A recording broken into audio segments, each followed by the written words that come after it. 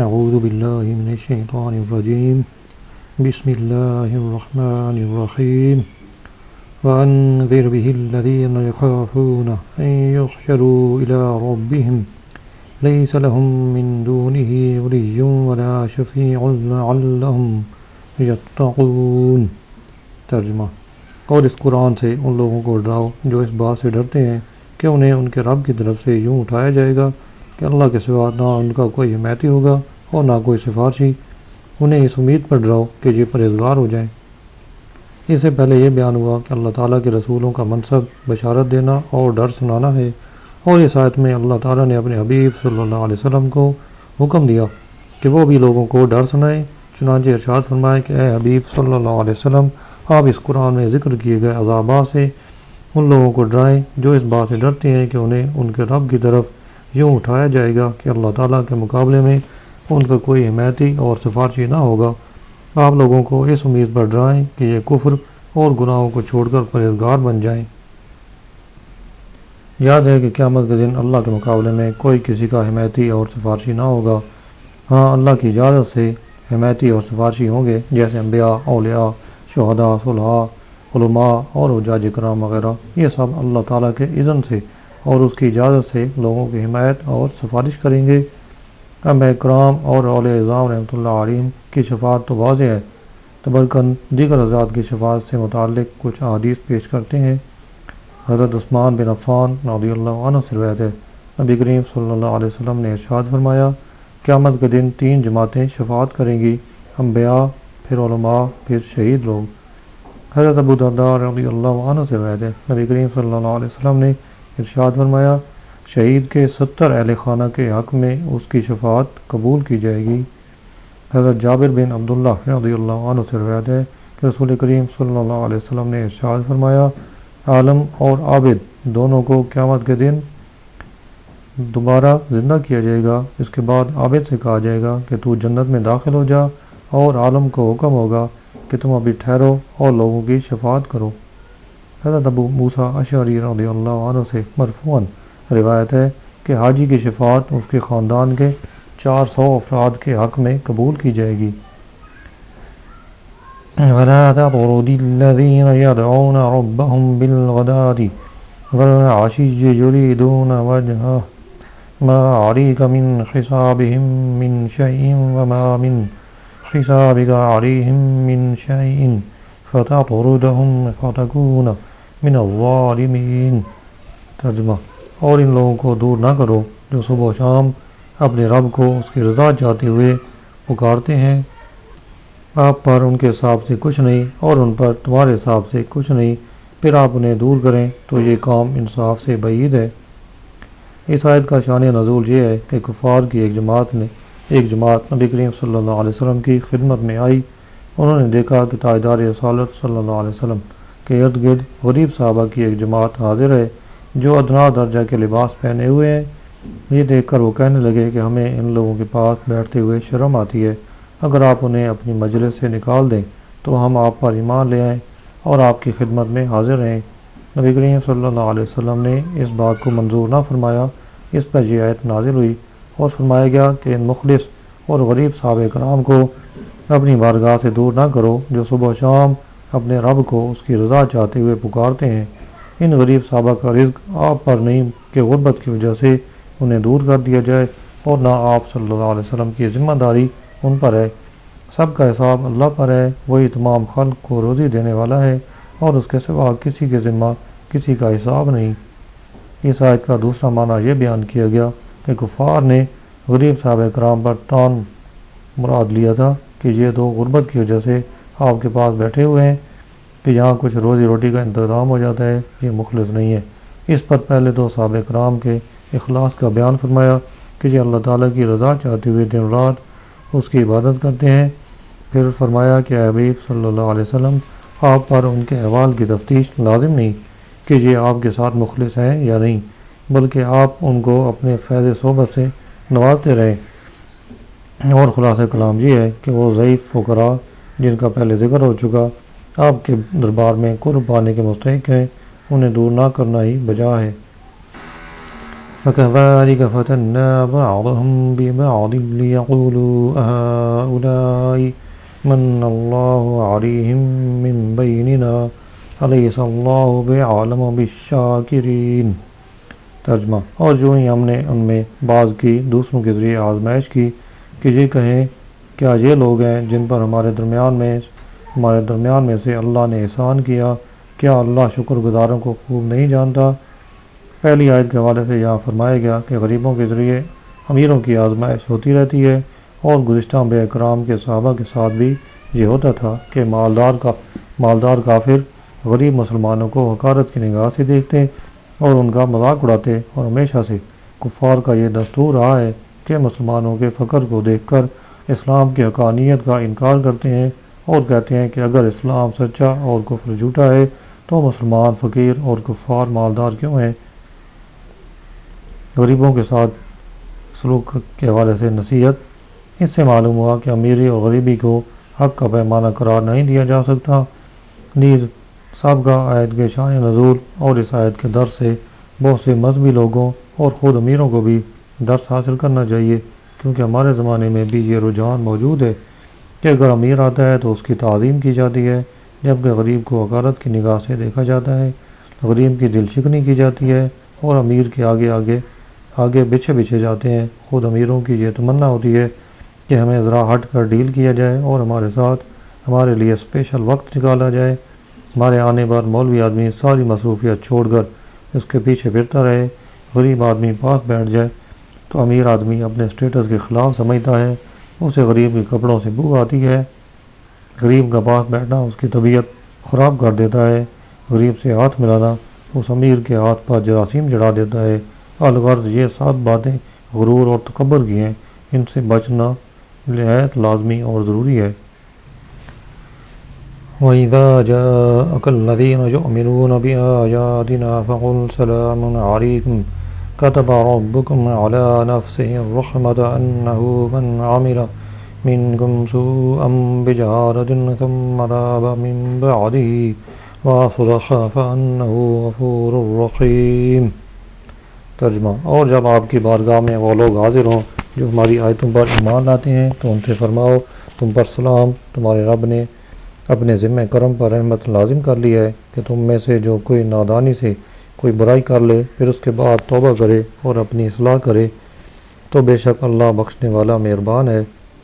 ارشاد فرمایا کہ اے حبیب صلی اللہ علیہ وسلم، جب آپ کی بارگاہ میں وہ لوگ حاضر ہوں جو ہماری آیتوں پر ایمان لاتے ہیں تو آپ ان کی عزت افزائی کرتے ہوئے ان کے ساتھ سلام کی ابتدا فرمائیں اور انہیں یہ بشارت دیں کہ تمہارے رب نے فضل و احسان کرتے ہوئے اپنے ذمہ کرم پر رحمت لازم کر لی ہے کہ تم میں سے جو کوئی نادانی سے کوئی برائی کر لے پھر اس کے بعد توبہ کرے اور اپنی اصلاح کر لے تو بے شک اللہ تعالیٰ اس کے گناہ بخشنے والا اور اس پر مہربانی فرمانے والا ہے۔ اس سے معلوم ہوا کہ نیک مسلمانوں کا احترام اور ان کی تعظیم کرنی چاہیے اور ہر ایسی بات سے بچنا چاہیے جو ان کی ناراضی کا سبب بنے، کیونکہ انہیں ناراض کرنا اللہ تعالیٰ کی ناراضگی کا سبب ہے۔ جیسا کہ حضرت عائذ بن عمر رضی اللہ عنہ فرماتے ہیں، حضرت سلمان، حضرت صہیب اور حضرت بلال رضی اللہ عنہ کے سامنے حضرت ابوبکر صدیق نے ان کے مزاج کے خلاف کوئی بات کہہ دی، پھر حضرت ابوبکر صدیق رضی اللہ عنہ نے نبی کریم صلی اللہ علیہ وسلم کی بارگاہ میں حاضر ہو کر آپ کو اس کی خبر دی۔ آپ صلی اللہ علیہ وسلم نے ارشاد فرمایا، اے ابوبکر، شاید تم نے انہیں ناراض کر دیا، اگر تم نے انہیں ناراض کر دیا تو اپنے رب کو ناراض کر دیا۔ پھر حضرت ابوبکر رضی اللہ عنہ ان کے پاس گئے اور کہا، اے میرے بھائیو، میں نے تم کو ناراض کر دیا؟ انہوں نے کہا، نہیں اے بھائی، اللہ تعالیٰ آپ کی مغفرت فرمائے۔ وَكَذَلِكَ نُفَصِّلُ الْآيَاتِ وَلِتَسْتَبِينَ سَبِيلُ الْمُجْرِمِينَ۔ ترجمہ، اور اسی طرح ہم آیتوں کو مفصل بیان فرماتے ہیں اور اس لیے کہ مجرموں کا راستہ واضح ہو جائے، یعنی اے حبیب صلی اللہ علیہ وسلم، جس طرح ہم نے آپ کے سامنے اس صورت میں اپنی وحدانیت کے دلائل تفصیل کے ساتھ بیان کیے ہیں، ہم اسی طرح اپنی حجتوں اور دلائل کو مفصل بیان فرماتے ہیں، اور ہم قرآن مجید میں اطاعت گزاروں،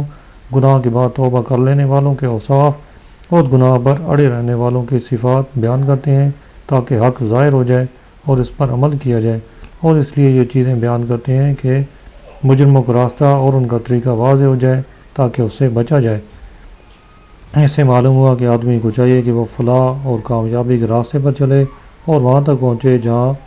نیک لوگ پہنچے، اور اس کا سب سے بہترین راستہ فوری طور پر اپنے سابقہ گناہوں سے توبہ اور استغفار کرنا اور آئندہ کے لیے نیک اعمال کرنا ہے۔ امام غزالی فرماتے ہیں، زندگی کی ہر گھڑی بلکہ ہر سانس ایک نفیس جوہر ہے جس کا کوئی بدل نہیں۔ وہ اس بات کی صلاحیت رکھتا ہے کہ تجھے ابدی سعادت تک پہنچا دے اور دائمی بدبختی سے بچا لے، اس لیے اس سے زیادہ نفیس جوہر اور کیا ہو سکتا ہے؟ اگر تم اسے غفلت میں ضائع کر دو گے تو واضح نقصان اٹھاؤ گے، اور اگر اسے گناہ میں صرف کرو گے تو واضح طور پر ہلاک ہو جاؤ گے۔ اب اگر تم اس مصیبت پر نہیں روتے تو یہ تمہاری جہالت ہے، اور جہالت کی مصیبت تمام مصیبتوں سے بڑھ کر ہے۔ افسوس، لوگ غفلت کی نیند سوئے ہوئے ہیں، جب موت آئے گی تو وہ جاگ جائیں گے۔ اس وقت ہر مفلس کو اپنے افلاس کا اور ہر مصیبت زدہ کو اپنی مصیبت کا علم ہو جائے گا، لیکن اس وقت اس کا ازالہ نہیں ہو سکے گا۔ مزید فرماتے ہیں، جب تم ان تین دہشت ناک باتوں پر ہمیشگی اختیار کرو گے اور رات دن کے ہر حصے میں ان کی یاد تازہ کرتے رہو گے تو تمہیں گناہوں سے ضرور سچی اور خالص توبہ نصیب ہو جائے گی۔ نمبر 1، گناہوں کی حد درجہ برائی بیان کرنا۔ نمبر 2، اللہ تعالیٰ کی سزا کی شدت، دردناک عذاب، اس کے ناراضی اور اس کے غضب و جلال کا ذکر کرنا۔ نمبر 3، اللہ تعالیٰ کے غضب اور عذاب کی سختی کو سامنے رکھتے ہوئے اپنی کمزوری اور ناتوانی کو یاد کرنا کہ جو شخص سورج کی تپش، سپاہی کے تھپڑ اور چونٹی کے ڈنک کو برداشت نہیں کر سکتا تو وہ نار جہنم کی تپش، عذاب کے فرشتوں کے کوڑوں کی مار، لمبی گردنوں والے بختے اونٹوں کی طرح لمبے اور زہریلے سانپوں کے ڈنک اور خچر جیسے بچھوؤں کے ڈنک کیسے برداشت کر سکے گا؟ قل انی نہیت ان اعبد الذین تدعون من دون اللہ قل لا اتبع آباءکم قد ضللت اذا وما انا من المہتدین۔ ترجمہ، تم فرماؤ مجھے منع کیا گیا ہے کہ میں اس کی عبادت کروں جن کی تم اللہ کے سوا عبادت کرتے ہو۔ تم فرماؤ میں تمہاری خواہشوں پر نہیں چلتا، اگر جو ہوتا تو میں بھٹک جاتا اور ہدایت یافتہ لوگوں سے نہ ہوتا۔ اس سے پہلی آیت میں بیان ہوا کہ اللہ تعالیٰ تفصیل کے ساتھ آیتیں بیان فرماتا ہے تاکہ حق ظاہر ہو جائے اور مجرموں کا راستہ واضح ہو جائے، اور اس آیت میں بیان فرمایا گیا کہ اللہ تعالیٰ نے مجرموں کے راستے پر چلنے سے منع فرمایا ہے۔ چنانچہ ارشاد فرمایا، اے حبیب صلی اللہ علیہ وسلم، آپ کافروں سے فرما دیں کہ مجھے منع کیا گیا ہے کہ میں اس کی عبادت کروں جن کی تم اللہ کے سوا عبادت کرتے ہو، اور تمہارا ان کی عبادت کرنا بھی کسی دلیل کی بنا پر نہیں بلکہ محض خواہش پرستی اور اپنے باپ دادا کی اندھی پیروی کی وجہ سے ہے، کیونکہ جن کی تم عبادت کرتے ہو وہ جمادات اور پتھر ہیں جن کا مرتبہ انسان سے انتہائی کم ہے، اور اعلیٰ مرتبے والے کا کم مرتبے والے کی عبادت کرنا ایسا کام ہے کہ عقل بھی اس کا رد کرتی ہے۔ اگر میں نے تمہاری خواہشوں کی پیروی کی ہوتی تو میں راہ حق سے بھٹک جاتا اور ہدایت یافتہ لوگوں سے نہ ہوتا۔ قل انی علی بینۃ من ربی وکذبتم بہ ما عندی ما تستعجلون بہ ان الحکم الا للہ یقص الحق وهو خیر الفاصلین قل لو ان عندی ما تستعجلون بہ لقضی الامر بینی وبینکم واللہ اعلم بالظالمین۔ ترجمہ،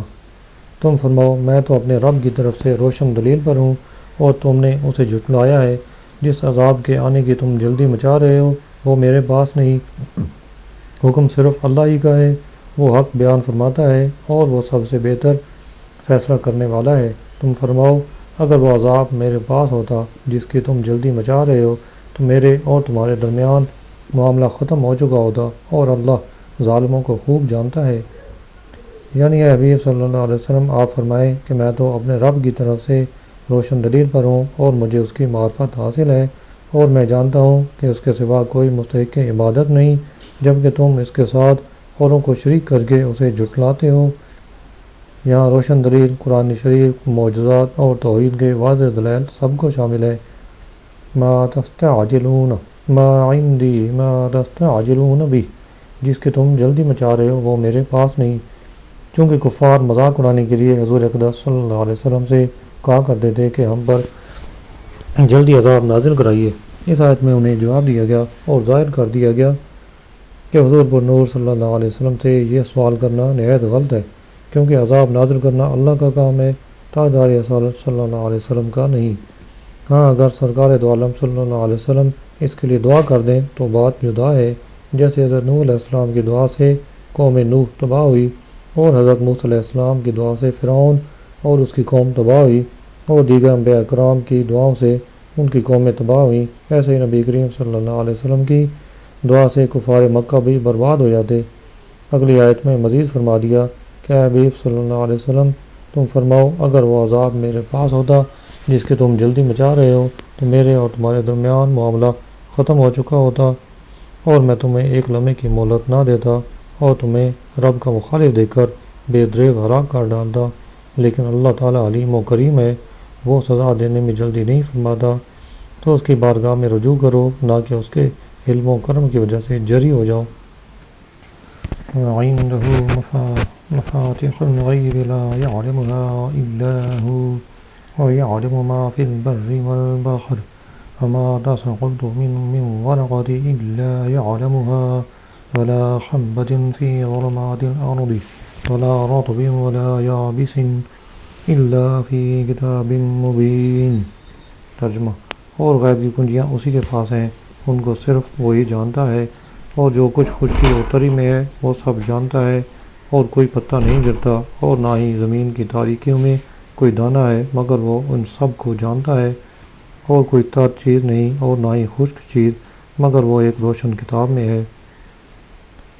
تفسیر عنایت القاضی میں ہے، یہ جو آیت میں فرمایا کہ غیب کی کنجیاں اللہ ہی کے پاس ہیں، اس کے سوا انہیں کوئی نہیں جانتا، اس خصوصیت کے یہ معنی ہے کہ ابتداءً بغیر بتائے ان کی حقیقت دوسرے پر نہیں کھلتی۔ اور تفسیر ساوی میں ہے، یہ آیت کریمہ اس بات کے منافی نہیں کہ اللہ تعالیٰ نے بعض انبیاء علیہ السلام اور اولیاء اکرام کو بعض چیزوں کا علم غیب عطا فرمایا ہے، جیسا کہ اللہ تعالیٰ ارشاد فرماتا ہے عالم الغیب فلا یظہر علی غیبہ احدا الا من ارتضی من رسول۔ ترجمہ: غیب کا جاننے والا تو اپنے غیب پر کسی کو مسلط نہیں کرتا سوائے اپنے پسندیدہ رسولوں کے۔ علم غیب سے متعلق تفصیلی معلومات حاصل کرنے کے لیے اعلیٰ حضرت کی کتاب علم غیب کے مسئلے کا دلائل کے ساتھ تفصیلی بیان کا مطالعہ فرمائیں۔ وَهُوَ الَّذِي يَتَوَفَّاكُم بِاللَّيْلِ وَيَعْلَمُ مَا جَرَحْتُم بِالنَّهَارِ ثُمَّ يَبْعَثُكُم فِيهِ لِيَقْضَىٰ أَجَلٌ مُّسَمًّى ثُمَّ إِلَيْهِ مَرْجِعُكُمْ ثُمَّ يُنَبِّئُكُم بِمَا كُنتُمْ تَعْمَلُونَ۔ ترجمہ: اور وہی ہے جو رات کو تمہاری روحیں قبض کر لیتا ہے، اور جو کچھ تم دن میں کماتے ہو اسے جانتا ہے، پھر تمہیں دن کے وقت اٹھاتا ہے تاکہ مقررہ مدت پوری ہو جائے، پھر اسی کی طرف تمہارا لوٹنا ہے، پھر وہ بتا دے گا جو کچھ تم کرتے تھے۔ اس سے پہلی آیت میں اللہ تعالیٰ کے کمال علم کا بیان ہوا، اور اس آیت میں اللہ تعالیٰ کی کمال قدرت کا بیان کیا جا رہا ہے۔ چنانچہ ارشاد فرمایا کہ وہی اللہ ہے جو رات کے وقت تمہاری روحیں قبض کر لیتا ہے اور تمہاری قوت احساس ظاہر کر کے تمہیں میت کی طرح کر دیتا ہے، جس سے تم پر نیند مسلط ہو جاتی ہے اور تمہارے تصرفات اپنے حال پر باقی نہیں رہتے، پھر وہ تمہیں دن کے وقت اٹھاتا ہے تاکہ تمہاری زندگی کی مقررہ مدت پوری ہو جائے اور تمہاری عمر اپنی انتہا کو پہنچے، پھر مرنے کے بعد آخرت میں اسی کی طرف تمہارا لوٹنا ہے، پھر وہ تمہیں ان کے ان اعمال کی جزا دے گا جو کوئی تم دن رات کیا کرتے تھے۔ یہاں آیت میں پہلے نیند مسلط کرنے اور اس کے بعد بیدار کرنے کا بیان ہوا، اس میں قیامت قائم ہونے اور مرنے کے بعد دوبارہ زندہ کیے جانے پر واضح دلیل ہے کہ جو رب اس چیز پر قادر ہے کہ روزمرہ سونے کے وقت ایک طرح کی موت تم پر وارد کرتا ہے جسے تمہارے حواس اور ان کے ظاہری افعال جیسے دیکھنا، سننا، بولنا، چلنا پھرنا، پکڑنا وغیرہ سب معطل ہو جاتے ہیں، اور اس کے بعد پھر بیداری کے وقت وہی رب تمام اعضاء کو ان کے تصرفات عطا فرما دیتا ہے اور وہ دیکھنا، سننا، بولنا، چلنا پھرنا وغیرہ شروع کر دیتے ہیں، تو وہ رب مخلوق کو ان کی حقیقی موت کے بعد زندگانی کے تصرفات عطا کرنے پر بھی قادر ہے۔ وَهُوَ الْقَاهِرُ فَوْقَ عِبَادِهِ وَيُرْسِلُ عَلَيْكُمْ حَفَظَةً حَتَّىٰ إِذَا جَاءَ أَحَدَكُمُ الْمَوْتُ توفته رسولنا وهم لا يفرقون۔ ترجمہ، اور وہی اپنے بندوں پر غالب ہے اور وہ تم پر نگہبان بھیجتا ہے یہاں تک کہ جب تم میں کسی کو موت آتی ہے تو ہمارے فرشتے اس کی روح قبض کرتے ہیں اور وہ کوئی کوتاہی نہیں کرتے۔ یعنی اللہ تعالیٰ بندوں کے تمام امور میں ہر طرح سے تصرف کرنے کی قدرت رکھتا ہے، وہی عطا فرماتا ہے اور وہی اپنی عطا روکتا ہے، وہی ملاتا اور وہی توڑتا ہے، وہی نفع نقصان پہنچاتا ہے، وہی عزت و ذلت دیتا ہے، وہی زندگی اور موت دیتا ہے، اس کے فیصلے کو رد کرنے والا کوئی نہیں اور اس کے علاوہ اور کوئی جائے پناہ نہیں۔ ایک اور مقام پر اللہ تعالیٰ ارشاد فرماتا ہے، سورہ یونس۔ ترجمہ، اور اگر اللہ تجھے کوئی تکلیف پہنچائے تو اس کے سوا کوئی تکلیف کو دور کرنے والا نہیں، اور اگر وہ تیرے ساتھ بھلائی کا ارادہ فرمائے تو اس کے فضل کو کوئی رد کرنے والا نہیں۔ اپنے بندوں میں سے جس کو چاہتا ہے اپنا فضل پہنچاتا ہے اور وہی بخشنے والا مہربان ہے۔ وَيُرْسِلُ عَلَيْكُمْ حَفَظَةً، اور تم پر نگہبان بھیجتا ہے۔ ان سے مراد وہ فرشتے ہیں جو بنی آدم کی نیکی اور بدی لکھتے رہتے ہیں، انہیں کرامن کاتبین کہتے ہیں۔ ہر آدمی کے ساتھ دو فرشتے ہیں، ایک دائیں طرف ایک بائیں طرف۔ دائیں طرف کا فرشتہ نیکیاں لکھتا ہے اور بائیں طرف کا فرشتہ برائیاں لکھتا ہے۔ بندوں کو چاہیے کہ غور کریں اور بدیوں اور گناہوں سے بچیں، کیونکہ ہر ایک عمل لکھا جاتا ہے اور روز قیامت وہ نام اعمال تمام مخلوق کے سامنے پڑا جائے گا، تو گناہ کتنی رسوائی کا سبب ہوں گے، اللہ پناہ دے۔ اسی کے پیش نظر امام غزالی نے زبان کی حفاظت کے متعلق فرمایا، حضرت عطا بن ابی رباح رحمۃ اللہ علیہ فرماتے ہیں، تم سے پہلے لوگ فضول کلام کو ناپسند کرتے تھے، وہ لوگ کتاب اللہ، سنت رسول، نیکی کی دعوت دینے، برائی سے منع کرنے اور اپنی ایسی حاجت جس کے سوا کوئی چارہ ہی نہ ہو کے علاوہ کلام کو فضول شمار کرتے تھے۔ کیا تم اس بات کا انکار کرتے ہو کہ تمہارے دائیں بائیں دو محافظ فرشتے کرامن کاتبین بیٹھے ہیں؟ جیسے اللہ تعالیٰ فرماتا ہے، کوئی بات وہ زبان سے نہیں نکلتا کہ اس کے پاس ایک محافظ تیار نہ بیٹھا ہو۔ کیا تمہیں اس بات سے حیا نہیں آتی کہ تمہارا نام اعمال جب کھولا جائے گا جو دن بھر صادر ہونے والی باتوں سے بھرا ہوگا، اور ان میں زیادہ تر وہ باتیں ہوں گی جن کا نہ تمہارے دین سے تعلق ہوگا اور نہ دنیا سے؟ ایک صحابی رضی اللہ عنہ فرماتے ہیں، میرے ساتھ کوئی شخص بات کرتا ہے، اسے جواب دینا شدید پیاس کے وقت ٹھنڈے پانی سے زیادہ میری خواہش ہوتی ہے، لیکن میں اس خوف سے اسے جواب نہیں دیتا کہ کہیں یہ فضول کلام نہ ہو جائے۔ توفته رسولنا، ہمارے فرشتے اس کی روح قبض کرتے ہیں۔ ان فرشتوں سے مراد یا تو تنہا حضرت ملک الموت علیہ السلام ہے، اس صورت میں جمع کا لفظ رسول تعظیم کے لیے ہے، یا حضرت ملک الموت اور وہ فرشتے مراد ہیں جو ان کے مددگار ہیں۔ جب کسی کی موت کا وقت آتا ہے تو حضرت ملک الموت علیہ السلام اللہ تعالیٰ کے حکم سے اپنے مددگاروں کو اس کی روح قبض کرنے کا حکم دیتے ہیں۔ جب روح حلق تک پہنچتی ہے تو خود قبض فرماتے ہیں، اور ان سب فرشتوں کی شان میں فرمایا کہ یہ کوئی کوتاہی نہیں کرتے، یعنی تعمیل حکم میں ان سے کوئی کوتاہی واقع نہیں ہوتی اور ان کے عمل میں سستی اور تاخیر رہا نہیں پاتی، بلکہ وہ اپنے فرائض ٹھیک وقت پر ادا کرتے ہیں۔